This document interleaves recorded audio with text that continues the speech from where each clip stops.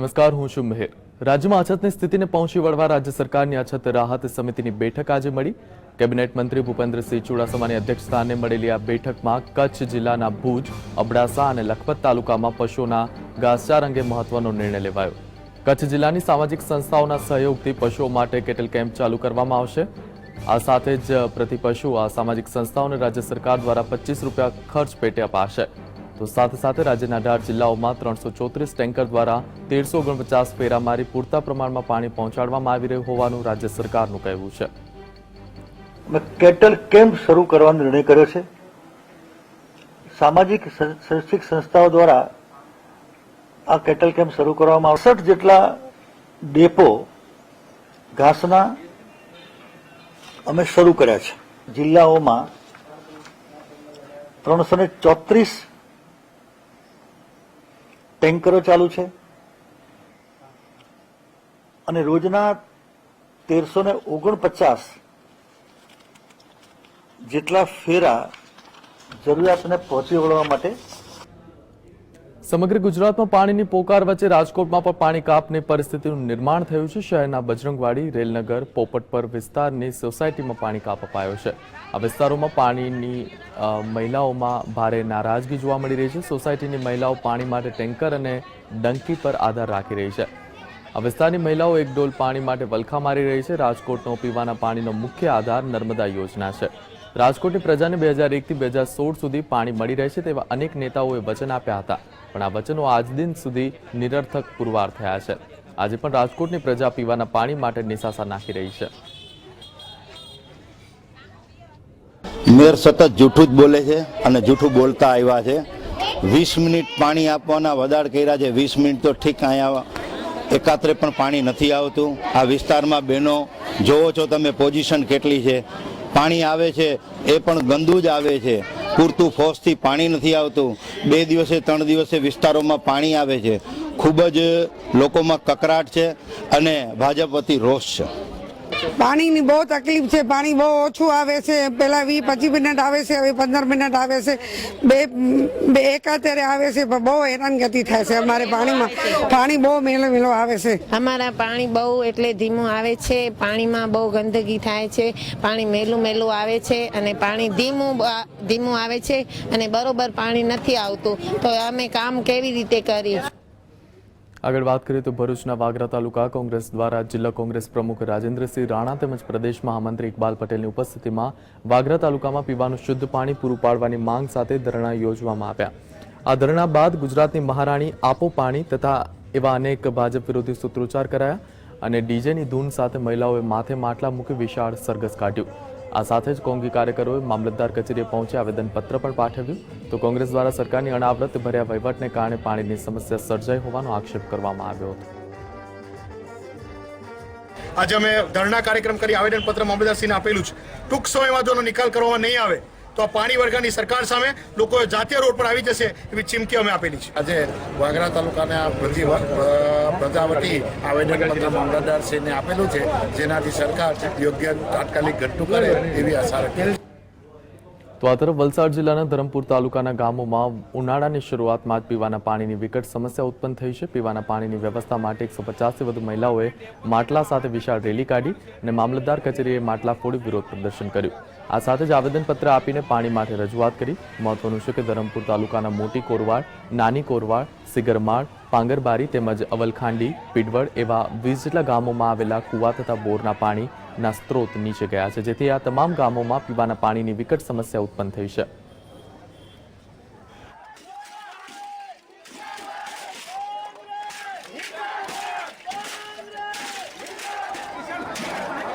ગુજરાતના મુખ્યમંત્રી અહીં કેટલીક વખત આવીને મોટી સભાઓ કરી, સરકારને ખર્ચે મોટા કાર્યક્રમો કરી, વિકાસની મોટી વાતો કરી, પણ ધરમપુરની પ્રજા, ધરમપુરના તાલુકાના જે 108 ગામ પૈકી ધરમપુરના હાલ 20-22 જેટલા ગામોમાં લોકોને પીવાના પાણીની તંગી છે અને ખૂબ મુશ્કેલી છે।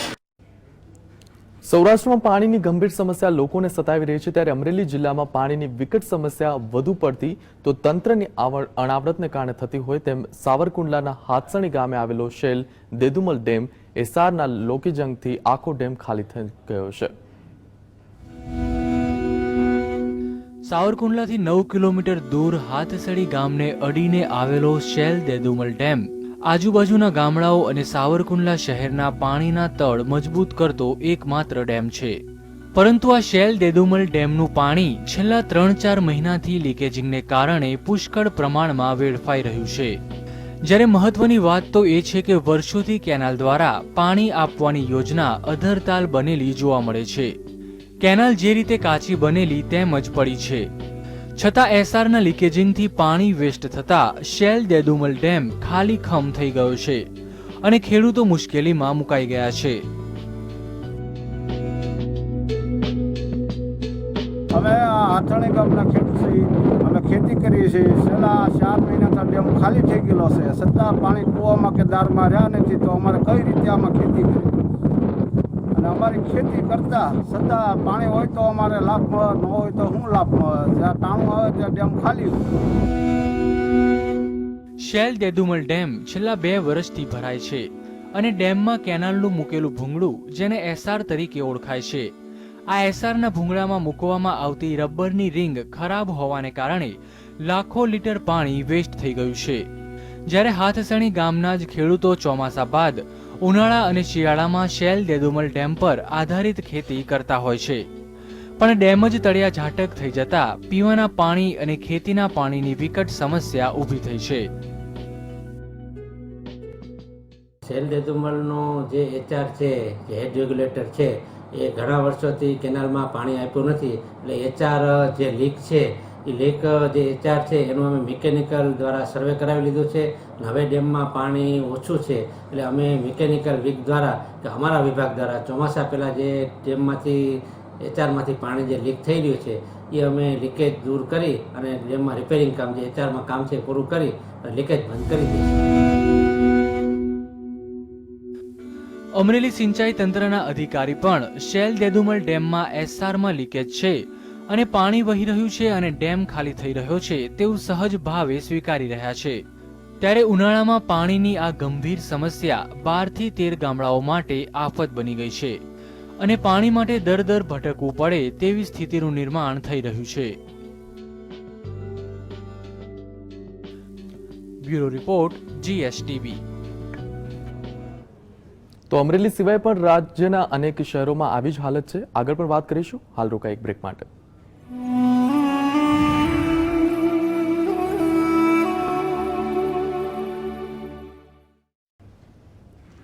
બનાસકાંઠાના રાજપર ગામમાં પાણીના પોકાર વર્ષોથી જોવા મળે છે, પરંતુ માત્ર મોટી વાતો કરતી સરકારના બહેરા કાને ગ્રામવાસીઓની મુશ્કેલી સંભળાતી નથી.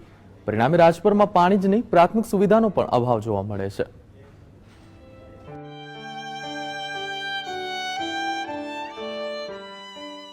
અગનમાંથી આગ ઓગતો તાપ અને સૂકી ભટ્ટ ધરા. ક્યાંક ખાલી પાણીના ટાંકા તો પાણી માટે અવાડાઓમાં વલખા મારતા પશુઓ, તો ક્યાંક પાણી માટે કિલોમીટરો સુધી રઝળતી મહિલાઓ, પાણી માટે ટળવળતા શાળાના બાળકો. આ દ્રશ્યો આજકાલ દેશભરમાં સામાન્ય બની રહ્યા છે. હાલ જે દ્રશ્યો છે તે છે વિકાસની મોટી ગુલબાંગો પોકારતા ગતિશીલ ગુજરાતના. પાકિસ્તાનની બોર્ડર નજીક આવેલ સુઈગામ તાલુકાના રાજપર ગામમાં પાણીની ભારે પરેશાની જોવા મળે છે. પાણીની પળોજણ દૂર કરવા આખા ગામમાં પાઇપલાઇન નાખવામાં આવી છે. આટલું જ નહીં, પરંતુ ટાંકા પણ બનાવવામાં આવ્યા છે. તેમ છતાં આજે ગ્રામવાસીઓને એક ટીપું પણ પાણી મળતું નથી. હજુ તો ઉનાળાની શરૂઆત જ થઈ છે, ત્યાં તો રાજપર ગામના લોકોને પાણી માટે વલખા મારવા પડે છે. અમને પાણી મળતો નથી. અમે બૈરા બધા ઝગડ કરો છો, પાણીની રાહ જોઈને ટંકરની બેઠા હો છો, તો ટંકરી પાણી અમને મળતો નથી. કે અમારે મેન પાણીનો પ્રોબ્લેમ છે. પાણીની અંદર અઠવાડિયે એકાદ વયનું પાણી આવે છે અને ગામ લોકો બહારથી ખાડાની અંદર કૂવાની અંદરથી પાણી 2 કિલોમીટરથી ભરી લાવે છે અને એવું ગંદુ પાણી પીએ, જેથી બીમારીનું પ્રમાણ પણ અહીંયા વધારે છે. માત્ર 600ની વસ્તી ધરાવતા આ નાના એવા રાજપર ગામમાં માત્ર ટેન્કર દ્વારા જ પાણી મળે છે અને તે પણ અનિયમિત. પરિણામે પાણી મેળવવા માટે ગામની મહિલાઓને દૂર સુધી જવું પડે છે. તો ગામમાં આવેલી એકમાત્ર શાળામાં પાણીની કિલ્લતને કારણે ગ્રામજનો પોતાના બાળકોને શાળાએ મોકલતા નથી. પાણી ઉપરાંત એક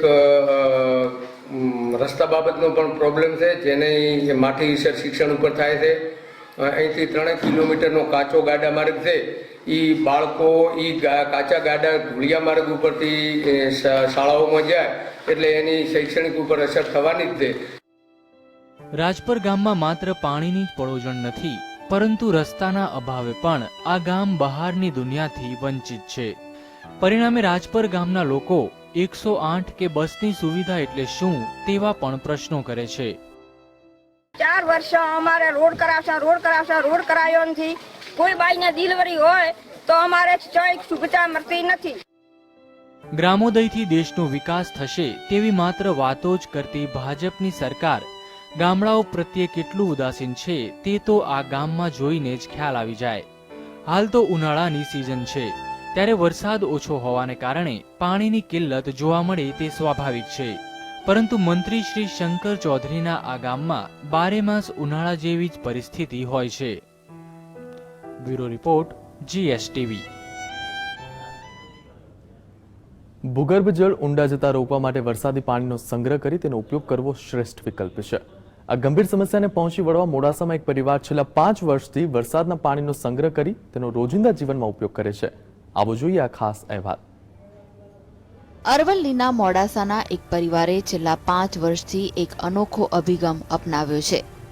મેઘરજ રોડ પર આવેલી જીવન જ્યોત સોસાયટીમાં રહેતા રજનીભાઈ પટેલનો પરિવાર આખું વર્ષ આ જ પાણીનો ઉપયોગ કરે છે.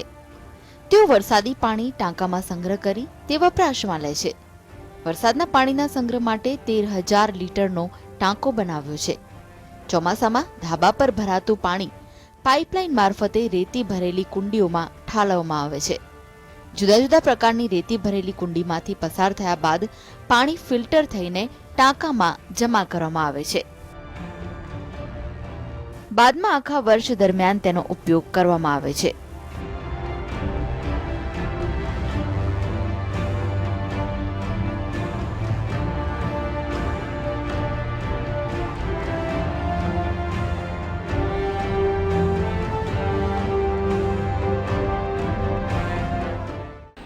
મેં એક આ નવતર પ્રયોગ કર્યો છે કે વરસાદનું પાણી બધું જ ભેગું થાય આખા સિઝનમાં, અને એવો ટાંકો બનાવ્યો છે 13,000 લીટરનો.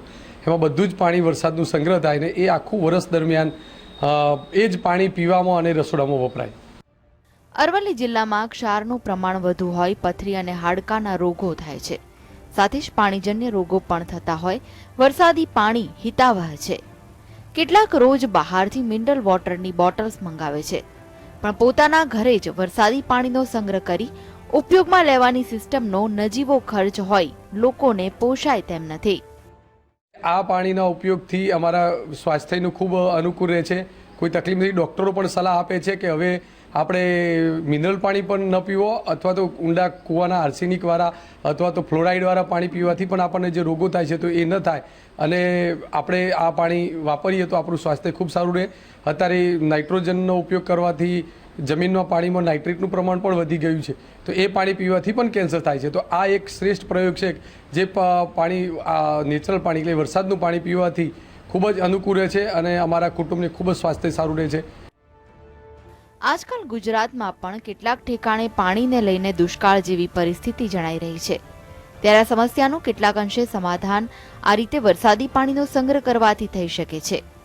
પાણીની તંગીથી ચિંતિત આ પરિવાર પાણીનું વૈજ્ઞાનિક અને ધાર્મિક મહત્વ સમજી તેના એક એક ટીપાને બચાવવા કટિબદ્ધ છે.